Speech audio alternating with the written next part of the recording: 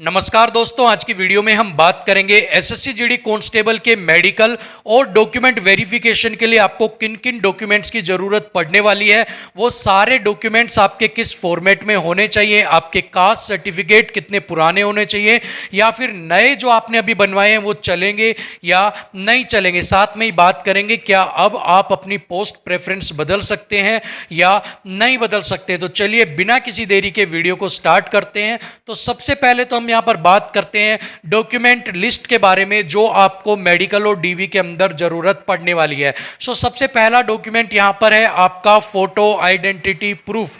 यहां पर एक आपका फोटो पहचान पत्र जिससे कि आपकी वहां पर पहचान की जाएगी कि आप वही कैंडिडेट हैं या दूसरे हैं। अब ऐसे में बात करें फोटो आइडेंटिटी प्रूफ के लिए आप दो चीजें यहां पर आप ले जा सकते हैं। एक आपका आधार कार्ड हो गया और एक आपका यहां पर हो गया है पैन कार्ड। ये दोनों ही चीजें आप अपने साथ ले जा सकते हैं पहचान पत्र के रूप में। अब कंडीशन ये है इनके अंदर आपका नाम बिल्कुल वही होना चाहिए जो या तो 10th की मार्कशीट में है या फिर आपने फॉर्म फिल करते वक्त जो नाम दिया था। साथ में ही इनके अंदर डेट ऑफ बर्थ भी आपकी सेम वही होनी चाहिए जो आपने फॉर्म फिल करते वक्त अपनी डेट ऑफ बर्थ दी थी। तो ऐसे में अगर आपके पास आधार कार्ड है तो आप आधार कार्ड लेकर चले जाइए। ऐसे में अगर आपके पास आधार कार्ड नहीं है या उसमें कुछ गलती है तो आप अपना पैन कार्ड भी लेकर जा सकते हैं। ठीक है, अब बात करते हैं दूसरे डॉक्यूमेंट्स की। तो दूसरा डॉक्यूमेंट यहां पर होगा आपका पासपोर्ट साइज फोटोग्राफ। यहां पर ये आपको कम से कम 7 फोटोज अपने साथ जरूर लेके जानी है। वहां पर जब आप जाएंगे तो आपको वहां पर पेस्ट करनी पड़ेंगे, इसलिए आप कम से कम 7 या 8 फोटोज अपने साथ जरूर ले जाइए। अगर बात करें तीसरे डॉक्यूमेंट की तो तीसरे डॉक्यूमेंट यहां पर आपका हो जाता है मार्कशीट का। ठीक है, तो मार्कशीट आपको यहां पर 3 तरह की मार्कशीट चाहिए। सबसे पहले 10th की, फिर 12th की और फिर हायर एजुकेशन की। अब बहुत सारे बच्चे पूछेंगे सर 10th की जो मार्कशीट है वो सिर्फ मार्कशीट लेके जानी है या सर्टिफिकेट लेके जानी। तो देखिए जो भी चीजें आपको बोर्ड ने प्रोवाइड करवाई है ज्यादा सोचने की या कंफ्यूज होने की जरूरत ही नहीं है। जो भी आपके बोर्ड से, मान लो आप सीबीएसई बोर्ड से हो और सीबीएसई बोर्ड से आपके पास 10th की जितनी भी चीजें आई है, चाहे वो मार्कशीट हो, चाहे सर्टिफिकेट हो, चाहे कुछ भी आया हो, वो सारी की सारी चीजें आप अपने साथ वहां पर ले जाना। ठीक है, ऐसे ही अगर आप मान लो हरियाणा बोर्ड से हो, यूपी बोर्ड से हो और वहां पर आपको जो भी चीजें आपके बोर्ड ने प्रोवाइड करवाई है एज ए प्रूफ कि आपने 10वीं पास कर ली, वो सारी चीजें आप ले जाना। कंफ्यूज होने की बिल्कुल भी जरूरत नहीं है। ठीक है, अगर आपने 12th कर रखी है तो आप 12th ले जाना। अगर आपने हायर एजुकेशन लगाई थी फॉर्म फिल करते वक्त तो आपको अपने हायर एजुकेशन की भी सर्टिफिकेट यहां पर लेकर जानी है। अगर आपकी हायर एजुकेशन कंप्लीट नहीं हुई है या फिर कंप्लीट होने वाली है, दूसरा आपकी कंप्लीट हो गई लेकिन डिग्री अभी तक नहीं आई है, तो ऐसे में आप आखिरी सेमेस्टर की अपनी सर्टिफिकेट है वो लेकर जा सकते हैं। ठीक है, चलिए बात करते हैं 4th नंबर के डॉक्यूमेंट की। तो वो है आपका डोमिसाइल सर्टिफिकेट।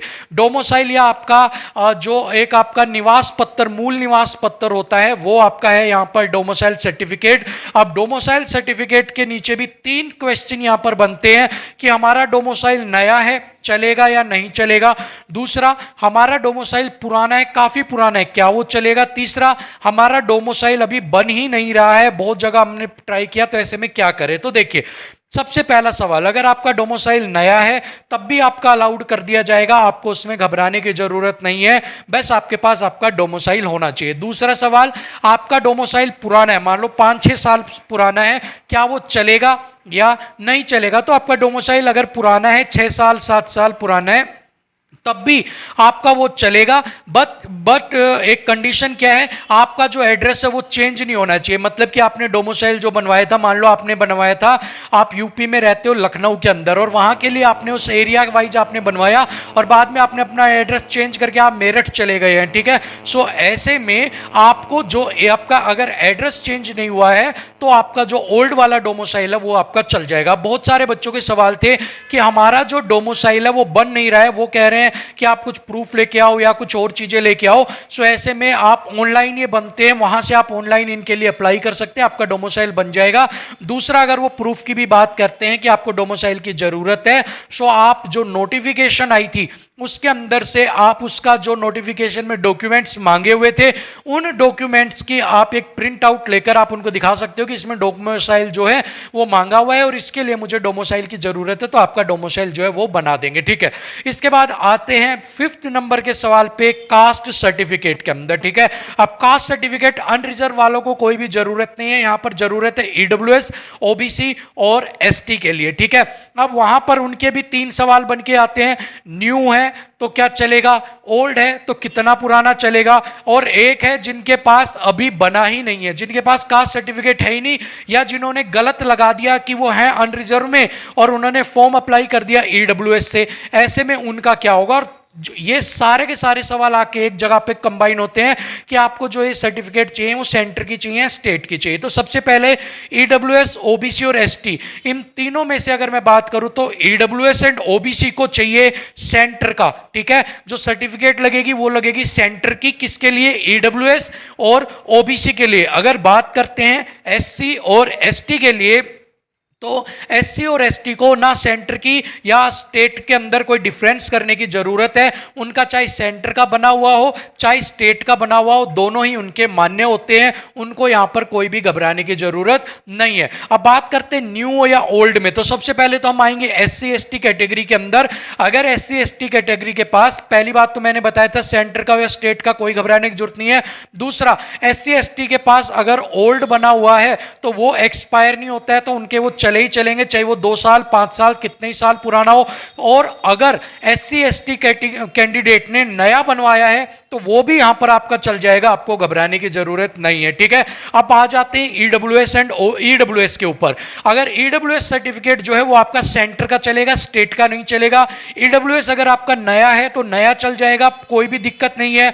पुराना है तो पुराना भी चल जाएगा, लेकिन बहुत ज्यादा पुराना नहीं होना चाहिए आपका। अगर 1 या 2 फाइनेंशियल ईयर के पुराना है तो वो एज ए प्रूफ आप ले जा सकते हैं, बट उसके साथ फिर आपको क्या करना पड़ेगा, नया आपको लगाना पड़ेगा अगर आपका 2 फाइनेंशियल ईयर से ज्यादा पुराना है तो। ठीक है, या फिर प्रीवियस फाइनेंशियल ईयर का है तो भी आपको अपना नया उसके साथ लगाना पड़ेगा। सो अगर आपके पास ओल्ड है और अगर वो 2 फाइनेंशियल ईयर पुराना है तो आपको अपने उसके साथ नया लेके जाना है। ठीक है, अब बात करते हैं ओबीसी सर्टिफिकेट की। ओबीसी सर्टिफिकेट यहां पर आपको सेंटर का चाहिएगा, स्टेट का नहीं चलेगा। साथ में अगर आपने नया बनवाया है तो घबराने की जरूरत नहीं है। और अगर आपके पास 3 साल पुराना ओबीसी सर्टिफिकेट है तो वो आपका यहां पर वैलिड होता है। 3 साल पुराना अगर आपके पास है तो वो यहां पर चल जाएगा। अब अगर आपका 3 साल से ज्यादा पुराना, मतलब 4 साल पुराना है तो आपको वो लेकर तो पुराना ही जाना है, बट उसके साथ फिर आपको नई सर्टिफिकेट भी लेके जानी पड़ेगी, क्योंकि आप पुराना और नया दोनों दोगे तब आपका वहां पर मान्य होगा। अगर आप अकेला अपना पुराना 4 साल दे दोगे तो वो वहां पर आपका रिजेक्ट कर देंगे। ठीक है, सो ऐसे में ओबीसी वालों को नया, अगर 4 साल 3 साल से पुराना है तो नया और पुराना दोनों लेके जाना है। 3 साल तक है तो पुराना लेके जाना है, नया बनवाया है तो नया नया अकेला लेके जाना है, कोई घबराने की जरूरत नहीं है। ईडब्ल्यूएस वालों को मैंने बता ही दिया, अगर पुराना है तो ठीक है, अगर 2 साल 2 फाइनेंशियल ईयर से पुराना है तो नया आपको लेकर जाना है। अगर क्रूशियल डेट से पहले का है तो बहुत अच्छी बात है, नहीं है तो आप अपना नया बनवा सकते हो और सेंटर का आपको चाहिएगा। ठीक है, अब कुछ ऐसे स्टूडेंट थे जिनका अभी तक नहीं बना है तो भाई वो अभी कुछ भी नहीं कर सकते, उनको फिर अनरिजर्व कैटेगरी के अंदर डाल दिया जाएगा। कुछ ऐसे बच्चे थे जिनका जो सर्टिफिकेट उन्होंने मान लो जो फॉर्म था वो ईडब्ल्यूएस से लगा दिया, लेकिन वो थे अनरिजर्व कैटेगरी में, ऐसे में उनका जो फैसला है वो बाद में किया जाएगा। अगर वो अपने सर्टिफिकेट्स जमा नहीं करवाते और उनके नंबर अनरिजर्व कैटेगरी से ज्यादा है तो उनको फिर अनरिजर्व कैटेगरी के अंदर डाल दिया जाएगा, तो उनका तो सिलेक्शन हो जाएगा। बट जिनके नंबर अनरिजर्व कैटेगरी से कम है और वो अपनी सर्टिफिकेट भी नहीं लगा पा रहे हैं या गलत उन्होंने अपनी सर्टिफिकेट कैटेगरी भर दी है तो उनको यहां पर रिजेक्ट कर दिया जाएगा। ठीक है, 6 नंबर पे अगर हम बात करते हैं डॉक्यूमेंट्स की, तो डेट ऑफ बर्थ की आइडेंटिटी कैसे होगी, डेट ऑफ बर्थ की जांच कैसे की जाएगी, तो उसकी जो जांच की जाएगी वो आपकी 10th के मार्कशीट से की जाएगी। तो आपके 10th के मार्कशीट में जो आपकी डेट ऑफ बर्थ होगी उसी के अकॉर्डिंग ही आपकी डेट ऑफ बर्थ मानी जाएगी कि हाँ ये सही है। ठीक है, उसके बाद नेम, आपके फादर नेम, आपकी मदर्स नेम के अंदर क्या सही है वो कैसे माना जाएगा, तो वो भी आपका 10th की सर्टिफिकेट से चेक किया जाएगा। आपकी 10th की सर्टिफिकेट में जो भी आपका नाम होगा, फादर नेम होगा, मदर नेम होगा, उसी के अकॉर्डिंग ही उनको सही माना जाएगा। बाकी सारे डॉक्यूमेंट्स में जो होगा वो 10th की सर्टिफिकेट के अकॉर्डिंग ही होना चाहिए। अगर 10th की सर्टिफिकेट के अकॉर्डिंग नहीं है तो फाइनल जो राइट माना जाएगा वो 10th को माना जाएगा और बाकी सबको गलत माना यहां पर जाएगा, ठीक है। उसके बाद आता है जीरोक्स कॉपी। आपको सारे डॉक्यूमेंट्स की फोटो कॉपी कितनी लेके जानी है, तो 3-3 कॉपी, मतलब जितने भी पीछे मैंने आपको डॉक्यूमेंट्स बताए उन सबकी 3-3 सेट बनवाने हैं। मतलब पर सर्टिफिकेट की 3 कॉपी होनी चाहिए। 10th की मार्कशीट है उसकी 3 फोटोकॉपी, 12th है तो 3, हायर एजुकेशन है तो 3, ईडब्ल्यूएस है तो 3, ओबीसी है तो 3, एससी एसटी कैटेगरी से आप आते हो तो 3, उसके अलावा आपके डोमोसाइल की 3 कॉपी हो गई, ठीक है। सो इन सारी चीजों की 3-3 सेट आपको, और उनको एक एक सेट बनाकर 3 सेट आपको यहां पर बना लेने हैं, ठीक है।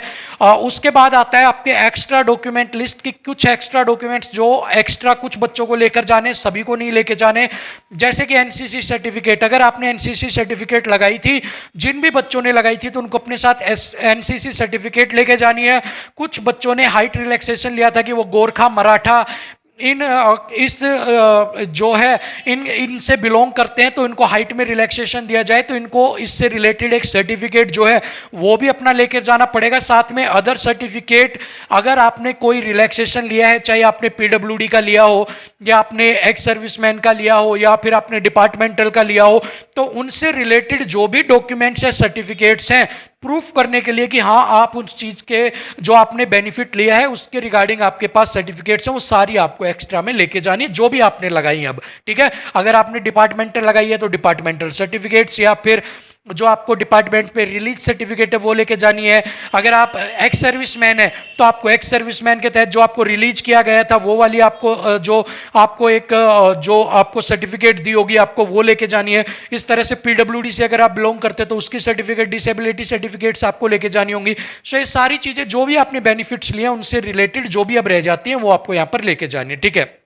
लास्ट सवाल यहां पर है, can we change the post preference? क्या हम अपनी पोस्ट प्रेफरेंस अब चेंज कर सकते हैं? पहले पे मैंने सीआरपीएफ डाल दिया, लेकिन बट मुझे अब बीएसएफ चाहिए, तो क्या मैं चेंज कर सकते हैं? तो सिंपली यहां पर आंसर होगा नो।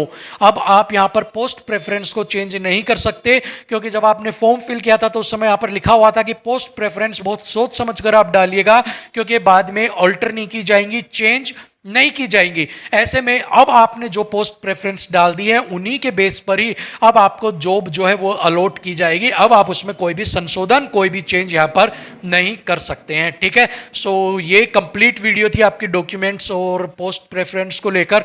होप सो आपको वीडियो पसंद आई होगी। अगर वीडियो पसंद आई हुई है तो वीडियो को लाइक शेयर कर दीजिएगा, सब्सक्राइब कर लीजिएगा। कल मेडिकल रिलेटेड सभी बीमारियों के ऊपर एक कंप्लीट वीडियो आने वाली है। सो कल मिलते हैं आपसे एक नई वीडियो के साथ, तब तक के लिए इजाजत दीजिएगा। नमस्कार, जय हिंद।